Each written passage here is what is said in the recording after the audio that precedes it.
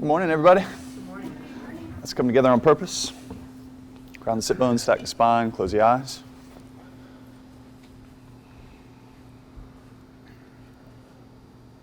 We'll share in the breath. Take a long inhale. And a long exhale.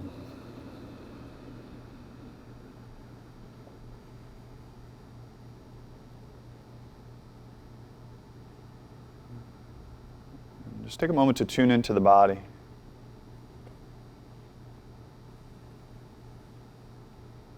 To notice the clothes lay on your body.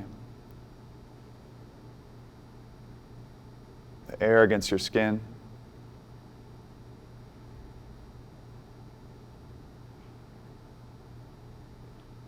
The rhythm of your heartbeat.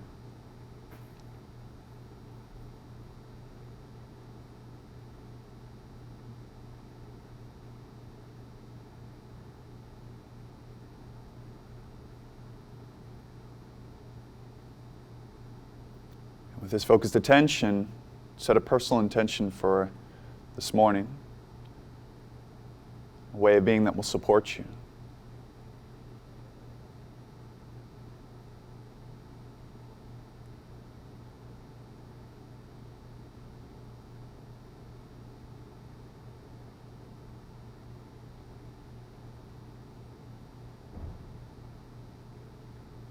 Bring your hands to heart center, prayer position. Seal that intention with one sound of peace, one Om. Take a big inhale.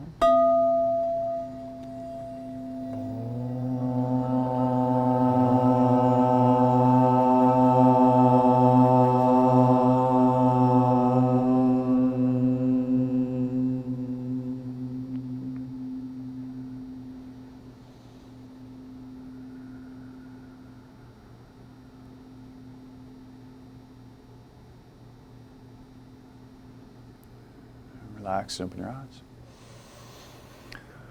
All right, how's everybody feeling? Everyone sleep good? Yeah?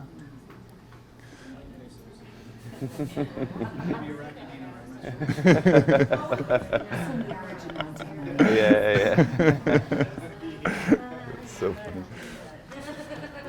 funny. So first off, just some housekeeping. You all had part of the manual, so there's a section of the manual that was left out for some reason. So I ran to Office Depot yesterday to get that done. You can put it in your manual after class composition, but the tabs are going to be overlapping, so I put mine in the back just before anatomy. Chris put his just after class composition. We had a debate on which was better, and we decided to let you guys choose. It's going to say a lot about you. Day and I actually worked this out way before.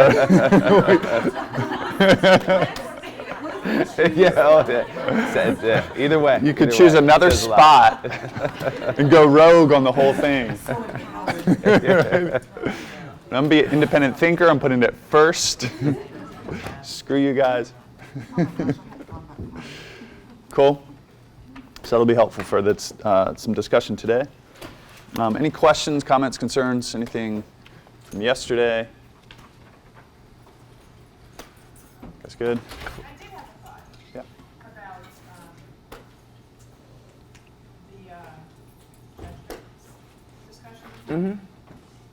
And I decided that I think my job is a description of judgment.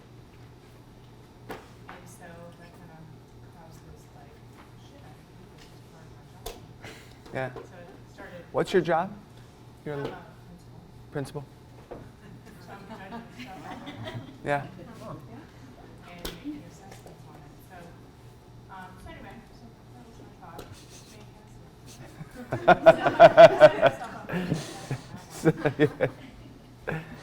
But I retired in a couple years. There you go. There you go. Anyway, that was the whole thought. Like, great. Yeah. But is the nature of the judgment, like, so what's, when you're... It's a reframe. Yeah.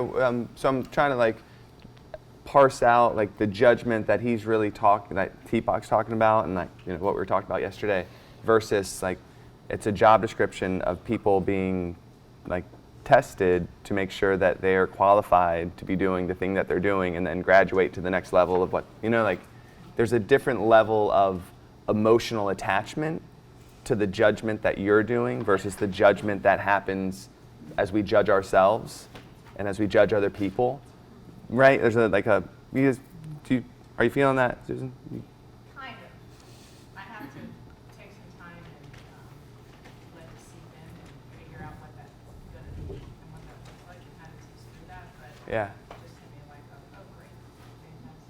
Because in our own situation, we're business owners, right? So we have employees. We have, I think, almost 60 employees. So we have, like, in order for us to continue to succeed in our business, we have to judge. Like, we go and we coach people's classes constantly, and so that could feel like a judgment for them. We're like, no, you have to do this, or don't ever say that again, whatever it is, or the front desk, or like there's parts of that responsibility, that role that we have to play, where similar to yourself, where you have to say, okay, you're not stepping up. We're on a mission to go in this direction, and that mission requires you to be at this level. And if you're not going to rise to that level, you're not allowed to go on the mission with us. You're not allowed to. Like it's so there is within that the difficulty of being real with people, the difficulty of like sitting down and saying, hey, you're not stepping up. And if you don't step up, you're no longer going to be a part of this organization. That's hard.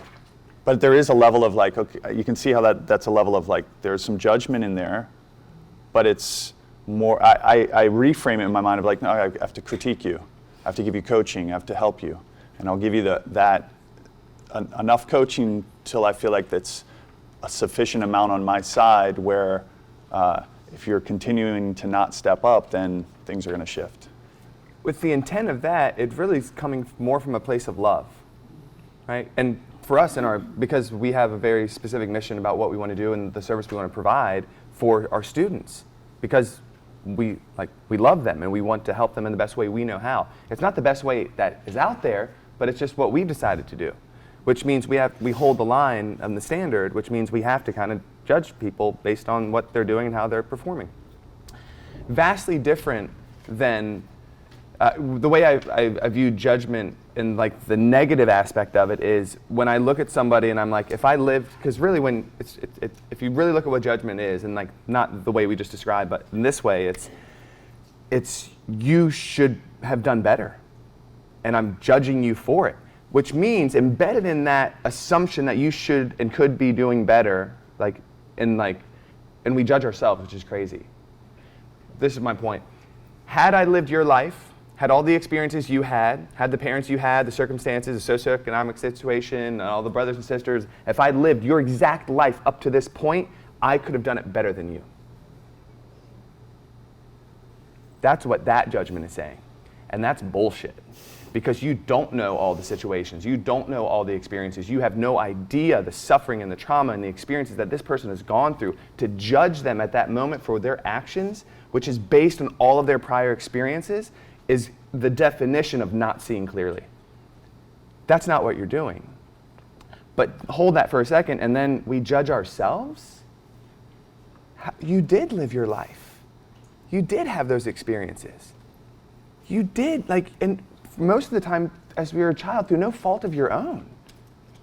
But we judge ourselves for these moments based on these prior experiences as if judgment, this is what the ego says, if I judge myself harsh enough, I will be better in the future. No, that's a lie. It's just the ego's ability to keep beating yourself down for no reason other than of what it feeds the ego itself. And so I disagree with you because you are judging, but you're judging from a place of I'm working on helping this organization and this school rise to a level that I feel proud of.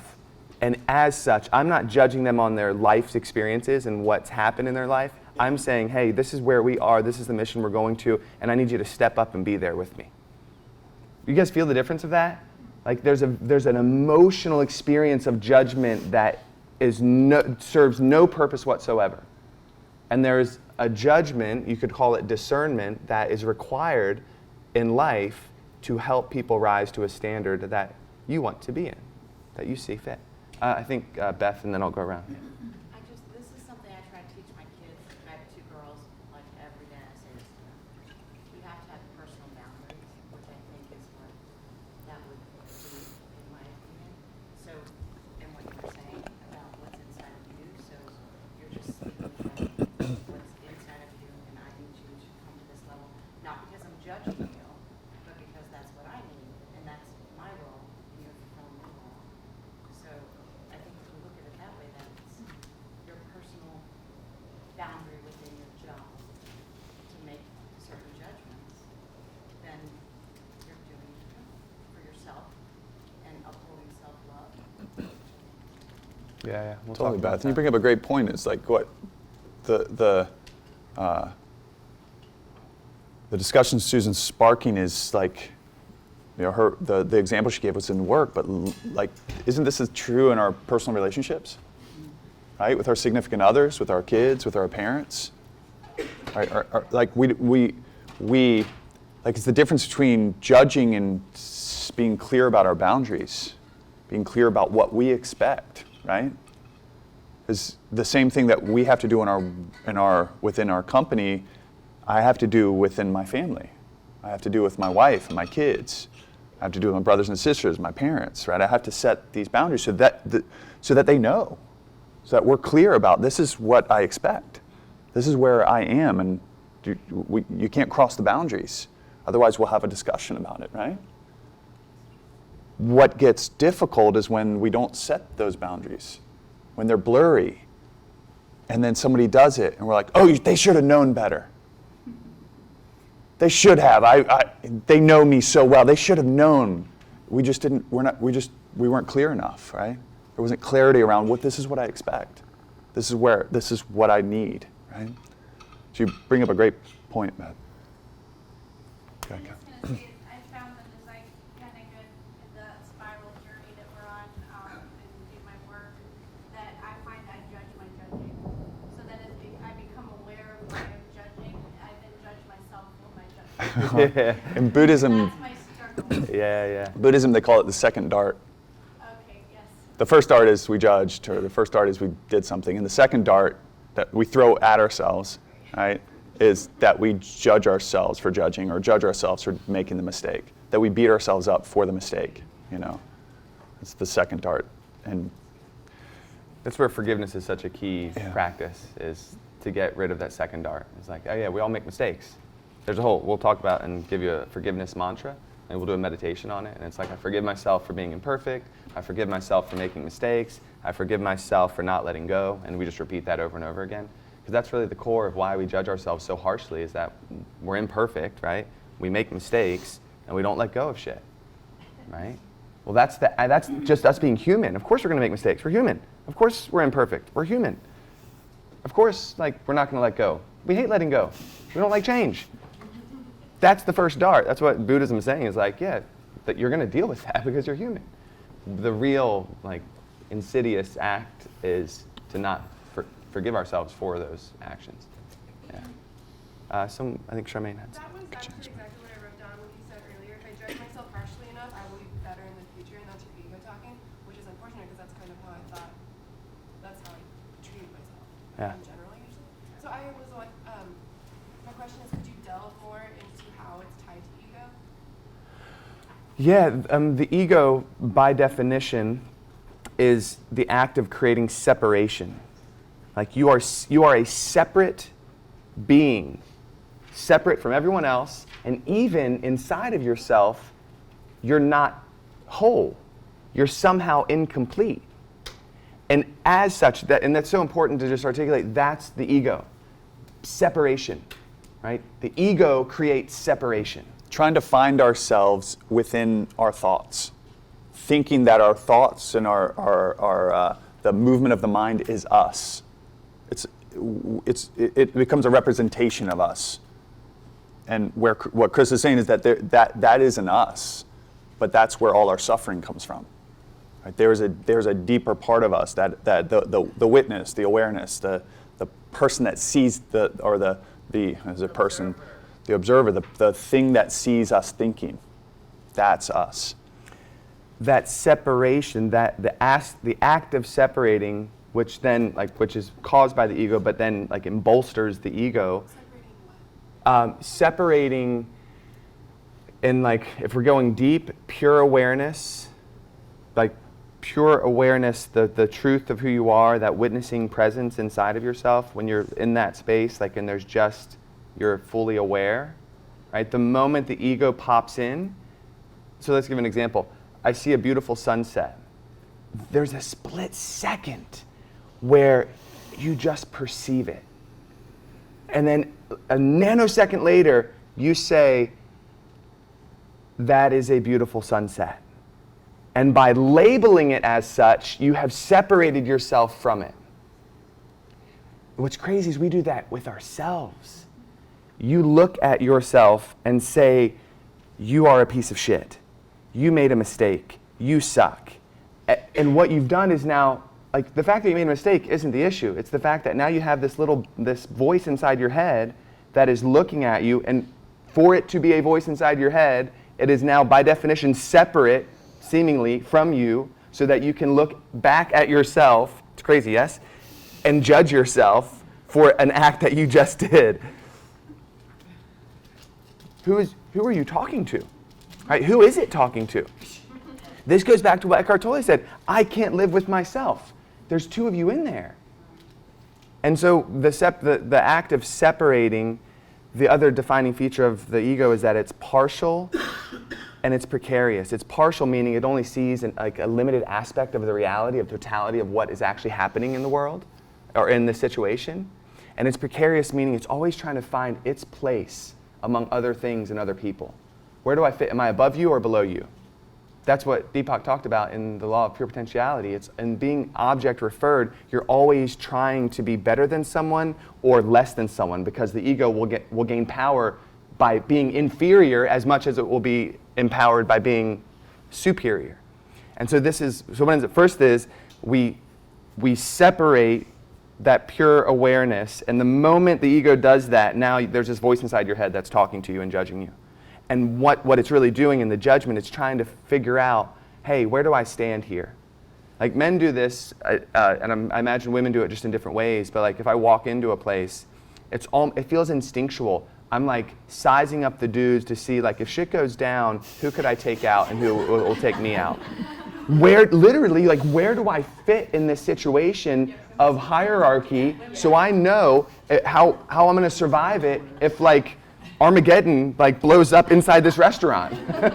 It's crazy, but it's an instinctual, and it's born from just how we developed and evolved over time, right? I'm first and foremost, I want to stay alive, right? That means I'm fleeing, I'm fighting, freezing, or fainting. I was the four, and then I'm looking if I can eat it, and then I'm looking if I can have sex with it, right? It's that's how we survive. It's the 4 Fs. Flee, fight, feed, procreate. You guys get, yeah, okay, good. You guys caught it way sooner than most people, right?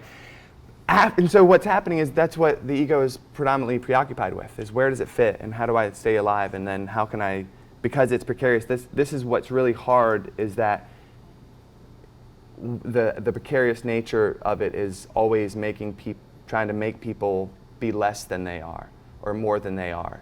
You're always feeling like you have to, and that's tied to self-worth, right?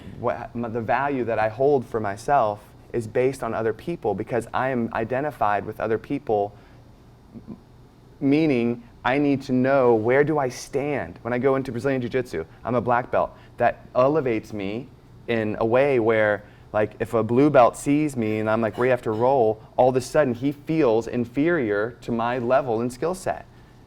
But we're all wearing different belts. We have no idea what color they are, and we're trying to experience, are you better than me or am I better than you? Are you better than me or am I better than you? And so just what's exhausting. It's judgment again. Yeah. Right? We get caught in that same cycle.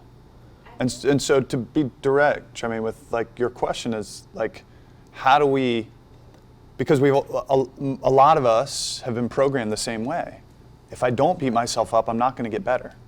If I don't critique and judge myself, then I won't have the motivation to actually be better at whatever it is I want to do. And it's nonsense. And we know that from what Chris was talking about yesterday, I think it was yesterday, with artificial intelligence. They can master any, let's say chess. They can master chess, artificial intelligence can master chess in 15 minutes. Because they can run through samples, we like to call them failures, they can run through samples so quickly that they figure out the pattern. And never does it say, oh, you're such a piece of shit. Oh, you suck. Oh, you're such an asshole. Oh, like, The emotion's taken out, right? There's no judgment in the samples and failing, so they can go and go and go and go. So so the key, right, or a key, it's not the key, it's a key, is to allow ourselves to whatever we're trying to get good at. We'll say teaching, because you guys are in teacher training. If we want to get good at teaching, we need to allow ourselves to do as many samples as possible. Right? The difference between somebody who's been teaching for 20 years and somebody who's been teaching for 20 days is simply they just had more samples. That's it. Like Chris and I, when I was demoing with Chris yesterday, and I'm going through and then boom, boom, boom, inhale, sweep the arms up, exhale, fold, blah, blah, blah, blah. That is so programmed into my head, I can just there's no thought behind it, right? It's not magical. I've just been saying the same shit for 20 years. Right? I've just been doing it over and over and over and over and over again. Hundreds of thousands of samples, guys.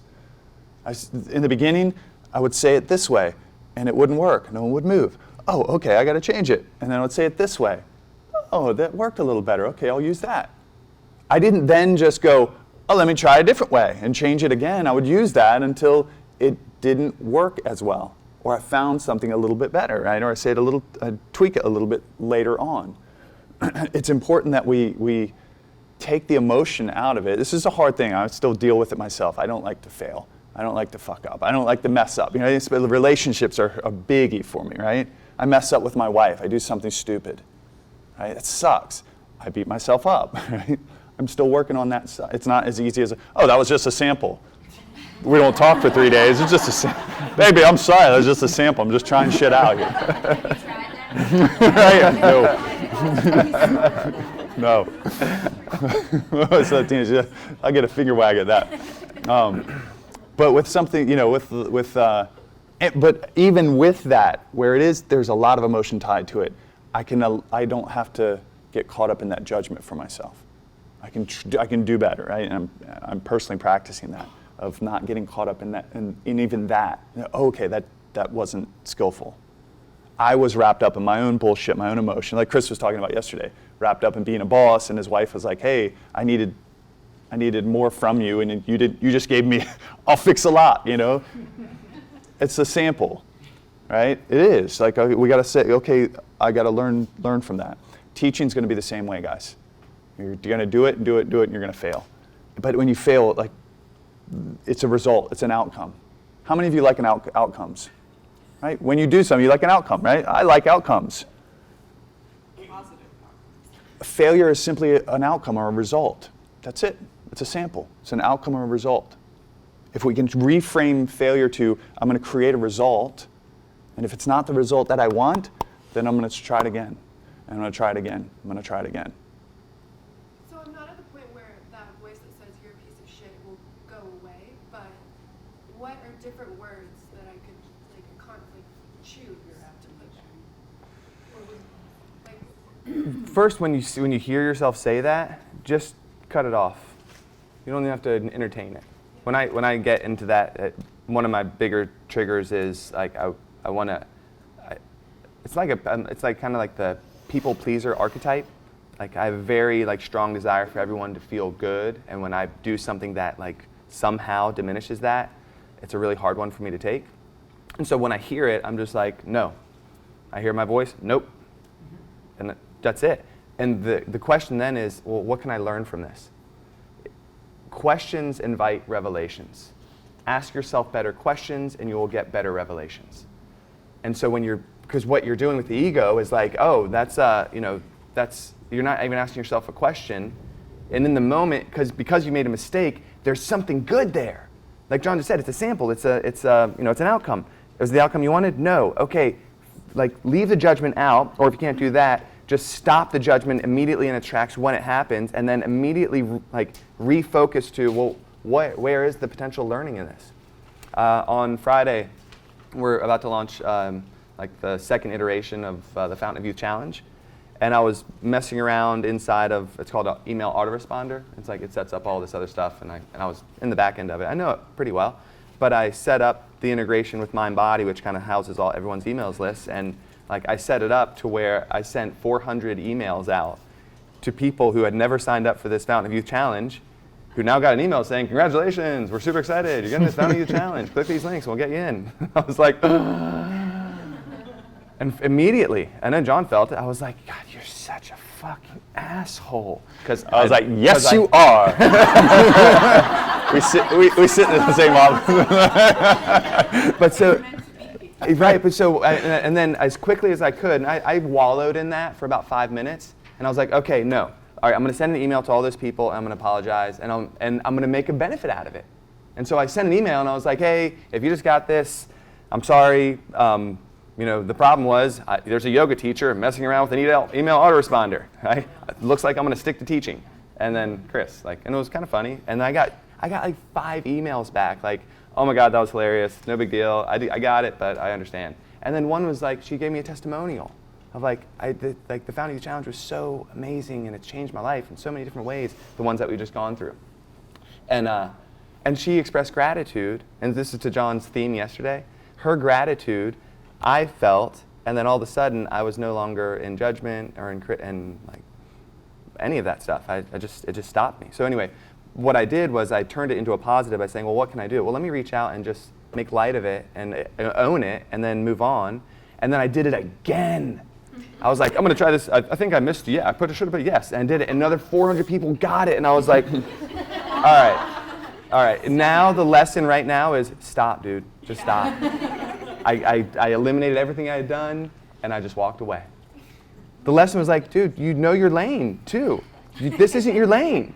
Get someone else to do this. And it was simple, but I didn't. You see, judgment would say, God, why did you do that? You're you have more important things to do. That was so stupid. And now 400 people, and it'll highlight the things that it knows. You're the significant other, you know all the triggers, so all of a sudden you're pushing those buttons because you know that's what pisses them off, right? Or maybe you don't do it, but other people do it. You do that to yourself too. I know that one of my biggest triggers is adversely affecting people and how they feel. And I'm oh my God, I just sent this email that could potentially be hurting people. And so I was oh, that's even worse. You're so stupid. Now you really suck. Now you really have to look at yourself and I was no, I just don't have to do that. So what is it that I need to learn was the question I asked. And what I needed to learn was delegate that shit, dude. Delegate it. It's not your lane. Get in front of a camera and start teaching what you love to teach. And get someone else to do that. And I have a guy that can do that stuff. Can I add to that? Yeah, please. So the other thing I want to mention to that is it's a pattern, Charmaine. It's all a pattern for all of us. These are deep, worn patterns because we've done it for so long. It's this. We're in that cycle, and it goes. It's like Chris was saying yesterday. It's milliseconds. Because it's a pattern. It's a literal structure. It's scaffolding in your brain that is connected in a way that fires, and it fires efficiently because you have a level of myelin wrapped around it. You've done it for so long. That judgment that Charmaine's talking about, we all have it. And so when we're saying you have to stop it, what we're really saying is you have to first notice it and see it from the place of awareness, because it's scaffolding, because it's literally neural connections in the brain, neural synaptic wiring in the brain that has myelin that's running, boom, boom, boom, firing fast. And the more myelin, it's literally like when you first do something, when you first start teaching yoga, you don't have the neural scaffolding set yet. These neural synaptic chains aren't there yet, or they're just starting to form, right? Because it's brand new.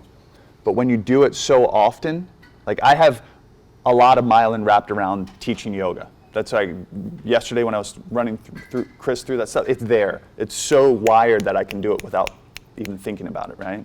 It's LeBron James with a jump shot, like Chris was talking about yesterday. It's so wired that they can do it without thinking. The judgments that we have on ourselves are the same, it's the same shit. It's so wired that we do it without thinking. This is why, instead of saying, well, how do I stop that? It feels so natural because we've done it for so long. In order to shift it, we have to first notice it.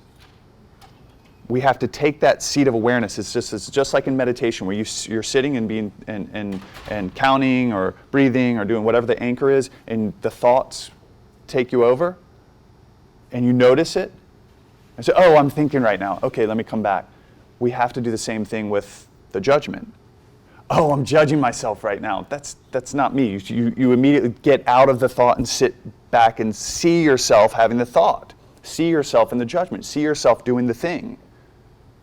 And that is the beginning of dismantling that scaffolding. That's the beginning of dismantling those neurosynaptic chains. Where at some point, if you do it enough, it's the reverse. If I do it enough, if I dismantle it enough, eventually it won't fire anymore. Neurons that fire together, wire together. Neurons that fail to sync, fail to link.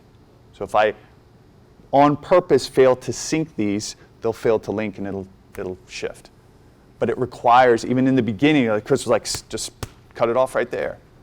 Some of us can do that, but some of us have to even take a step before, and I just have to notice it. I just have to notice those judgments are not me. That is an old pattern that I am firing that doesn't serve me anymore, and I don't need to do it. We watch it and say, okay, that's not me. I even start laughing at it. That's not me. I'm not a piece of shit. That's some bullshit in my mind. It's old wiring. I don't need that anymore. All right, what is it that I learned? And then take the next step. What's the next step? What did I learn from this, and how can I be better in the future with it? Okay, here's the lesson. Got it. Rock and roll. That's helpful. And over time, the pattern will be you mess up, and you're like, first thing that happens is, what can I learn from this? And you just literally replace the patterns. Yeah. I don't know if this will help on how I contextualize judgment. To keep it short as possible. Like the way I break it down in simplest terms is like that binning that which is unpleasant or pleasant to us. Like if we find something unpleasant, we have to identify the source of that unpleasantness and then contextualize it, lay our personal context over it, and make a judgment on it. And the ego exists to do that so that to help us survive. So if I go outside into the weather and it's cold and wet, the simplest terms, as soon as I make a judgment on that as I hate this feeling, that's a judgment that's going to cause me suffering. Until then, it's just data. Yeah. And I can deal with the cold, I can deal with the heat until I make a serious judgment call on it that I hate this and I want it to be different.